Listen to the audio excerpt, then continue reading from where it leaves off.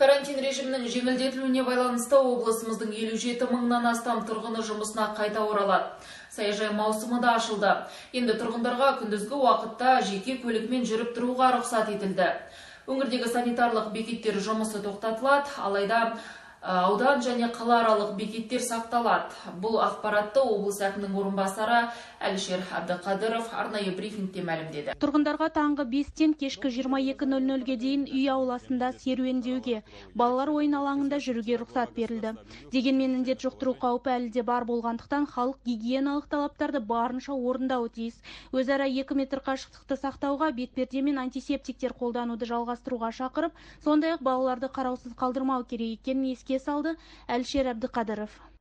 Банки второго уровня и ЦОНы работают по... 14 жасқа дейінгі балалардың ересектердің қарауынсыз жүруіне әлі де тыйым салынады. Сондай-ақ әзірше саябақтарда серуендеуге болмайды. Отбасы мүшелерінен бөлек 5 адамнан артық жинауға рұқсат етілмейді.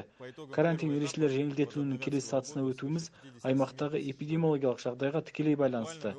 Осыған қатысты толық ақпарат облыстың бас мемлекеттік санитарлық дәрігерінің қаулысында көрсетілген. Рұқсат етілген радиуста, яғни үйден 1,5 шақырымнан аспайтын қашықтықта азық-түлік дүкеніне, дәріханаға баруға, спортпен шұғылдануға болады. Ал қалған жағдайларда электронды рұқсаттама әлі де қажет. Сондай-ақ жұмыс мезгілі 22:00-ге дейін жалғасатын кәсіпорындардың еңбеккерлеріне үйлеріне түнгі 12-ге дейін жетуіне уақыт беріледі. Саяжай учаскесіне шығуға рұқсат алу тәртібі де орнатылған. Я бы также хотел еще воспользоваться случаем и... Саяжайларға электронды рұқсаттаманы саяжай қауымдастығы және тиісті әкімдіктер береді. Саяжайшылардан рұқсаттамамен қатар жерге қатысты құқық белгілеуші құжаттар да сұралады. Бір отбасыдан кәмелетке толмаған балаларды қоспағанда 5 ересек адамға дейін жіберіледі.